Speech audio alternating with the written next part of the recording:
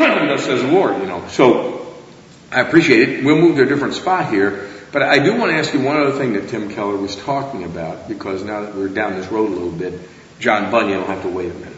All right?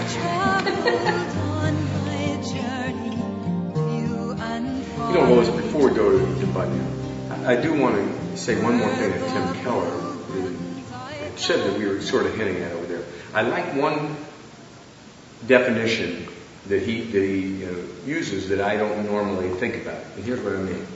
He sees all unbelievers as having a religion. Okay? Now, I know that sounds funny, because what he's saying is, what is a religion if it's not a set of beliefs? And do unbelievers have a set of beliefs? Yes. It might be as simple as saying, I don't think God exists. Right. Well, that's a belief. Totally. Right? Do they order their life according to that belief? Yeah, so what you believe does dictate how you live, right? I mean, I try to avoid sinning because I believe it's a bad thing. Now, I don't do it perfectly, but that's how I order my life, because I know it disappoints the Lord. An unbeliever, who is his Lord? I guess it's only himself. He becomes God, isn't that right? I mean, unbelievers, even though they don't see themselves that way, really are just another religion.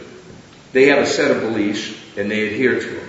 One of them is God doesn't exist, the eternal God, and I've taken his place.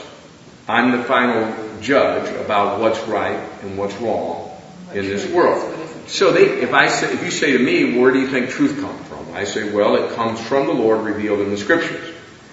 If you're an unbeliever, your religion says, there is no ultimate truth, therefore whatever judgment I make, or maybe he says society makes that judgment or the majority makes it. But in other words, he has an answer to the very same questions about how life ought to be lived and who dictates what's right and wrong.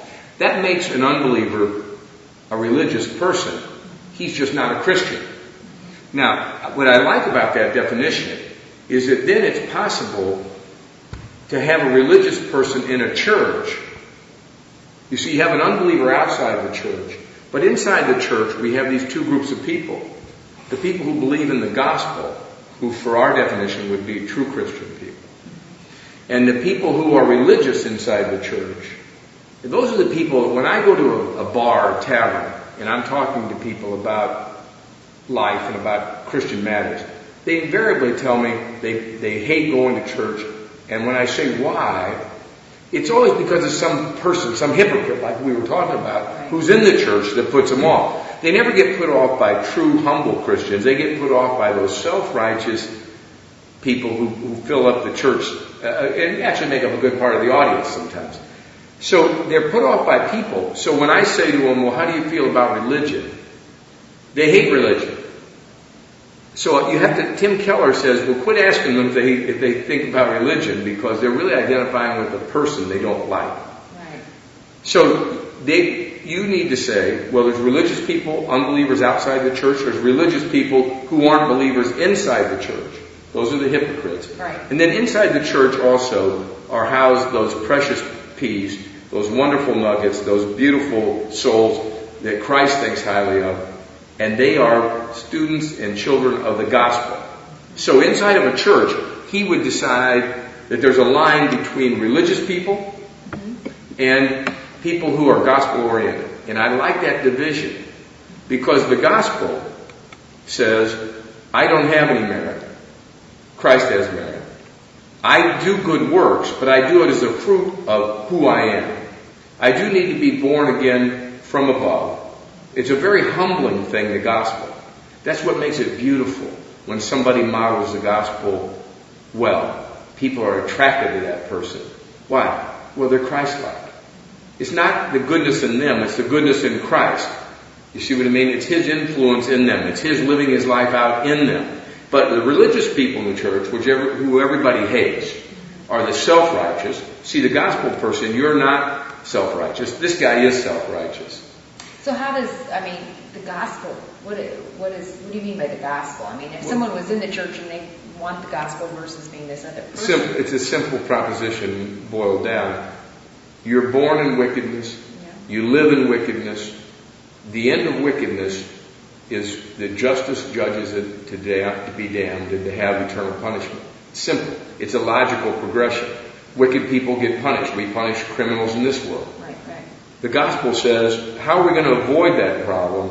And it says the answer is, someone needs to lead a perfect life.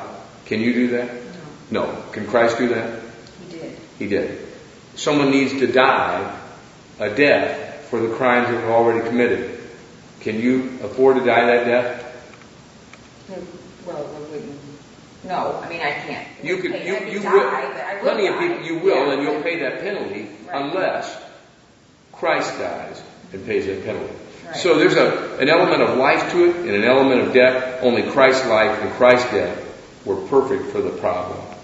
And the gospel says, Lois, it's going to be something that you need to reach out and embrace Christ if you want.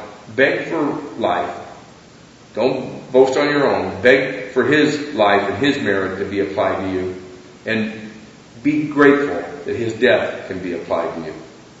That's the gospel. Left all alone from that, or walking down the aisles of the church every Sunday, and being an elder in a church every Sunday, is it still possible that you could be just on the quick path to hell?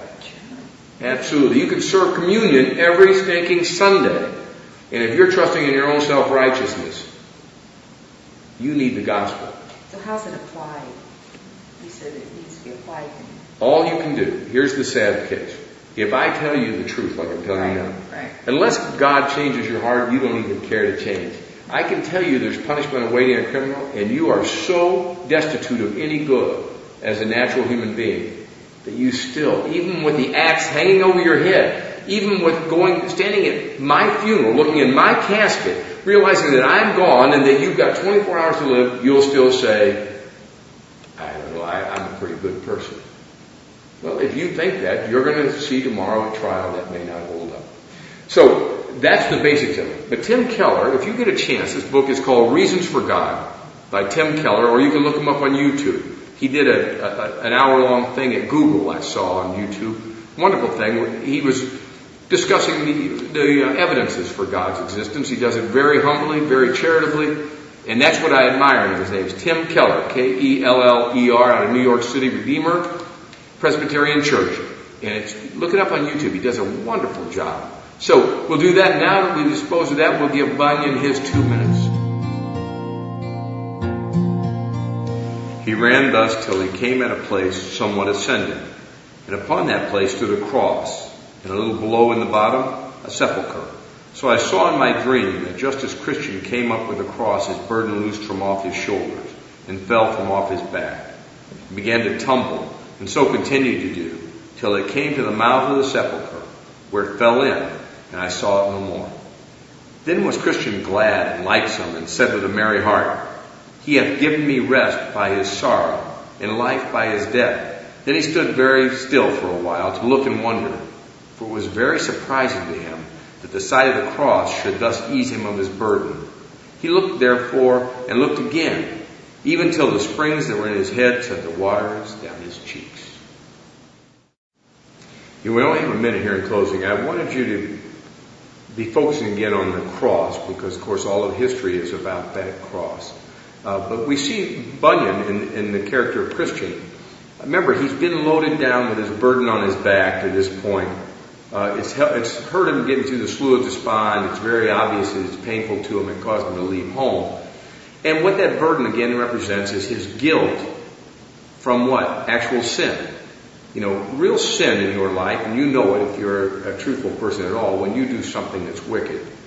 You steal your sister's boyfriend, or her purse, or whatever. You know you have real guilt for it, and it doesn't go away until something's done about it. Well, Bunyan has this guilt, and he goes up, ascends this hill. He sees the cross, and the burden falls off his back, tumbles down the hill, and goes into this empty sepulchre. Well, Bunyan's surprised in his life that seeing the cross did that for him. And when we come back next week, I want to talk about it further, but the idea is he was surprised. And then the longer he thought about it, the more tears ran down his cheeks. And he was lightsome, had a merry heart. Why? His burden was gone. He was no longer guilty. Why? His burden now belonged in the sepulcher where Christ died. You see, it was buried with Christ. And he was now without a burden, feeling very light and no doubt clicking his heels. And when you see this thing, you want to realize, as a Christian, that you need to go back and look at the cross regularly, attentively, and ask yourself, what is really going on here? Why is this such an event in history that all of time is measured from that moment? Is this really what it purports to be? Is he really who he says he is? And if so, what does it require of me? Either that or throw it completely out. And believe me, the cross is something everybody needs to wrestle with. So I appreciate you listening. I'm going to ask my bride to come back again for the next show, and we'll see you then.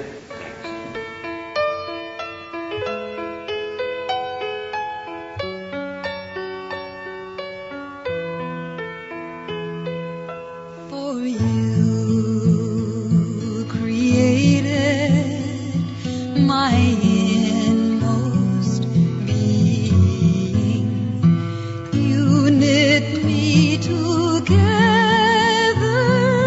in my mother's womb, and I will praise you, for I am fearfully and wonderfully made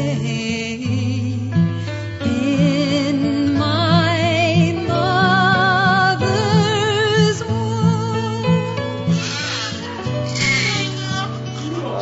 I was never hid from you long before you ordained my days for me, before I ever came to be.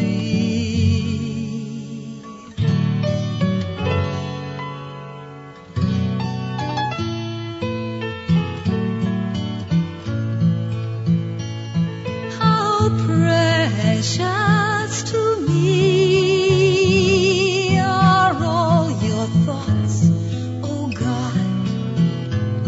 I fall asleep seeking to number them, for they are more than all the grains of sand.